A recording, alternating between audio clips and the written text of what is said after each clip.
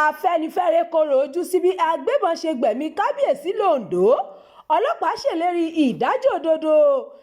Ẹgbẹ́ tó ń jà fún ẹ̀tọ́ ọmọ Yorùbá Afẹ́nifẹ́re ti bu ẹnu àtẹ́ lu bí agbébọn ṣe ṣekú pa orí adé kan ní ìpínlẹ̀ Ondo. Alágàmọ ti ìlú Àgámọ̀ Ọba Kẹ́hìndé Fálọ́dún nínú àtẹ̀jáde kan tí akọ̀wé ẹgbẹ́ náà Jàre Àjàyí fi léde, ó ní ó jẹ́ ohun ìbànújẹ́ bí wọ́n ṣe lọ gbẹ̀mí ọba náà nínú ààfin rẹ̀. Afẹ́nifẹ́re sọ pé àsìkò ti tó báyìí o fún ìjọba àpapọ̀ láti mú ọ̀rọ̀ ìdásílẹ̀ ọlọ́pàá agbègbè lọ́kùnkúndùn.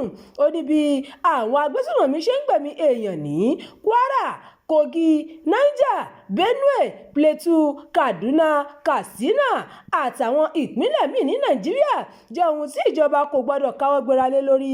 Àtẹ̀jáde náà sọ pé àsìkò ti wá tó báyìí fún ìdásílẹ̀ ọlọ́pàá ìpínlẹ̀. Àsìkò ti tó fún àwọn orí adé àtàwọn adarí láti ronú jinlẹ̀. Àsìkò ti tó fún àwọn elétò ààbò láti jigiri ṣiṣẹ́ wọn.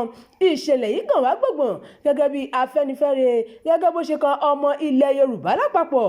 Ìdí rèé tí a fi ké sí ìjọba kó tètè wá nǹkan ṣe sí ọ̀rọ̀ náà kí àwọn agbésùnmọ̀mí tó sọ agbègbè wa di ibùba wọn.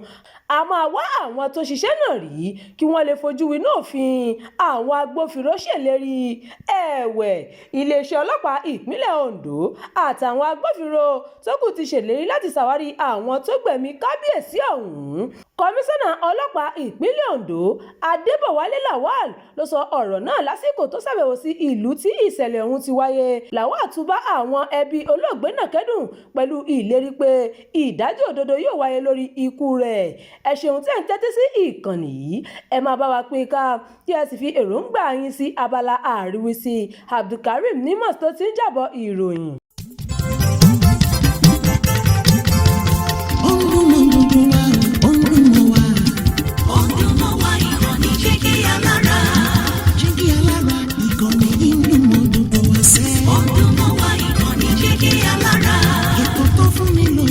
Ètò tó wà ní lọ́yẹ̀ wà ń bẹ̀. Ọdún mọ́ wá ìkànnì Jígí Alára. Ìròyìn lóríṣiríṣi tàbí mọ bó ṣe ń lọ láwùjọ. Ọdún mọ́ wá ìkànnì Jígí Alára. Ìkànnì Jígí Alára. Jígí Alára. Jígí Alára.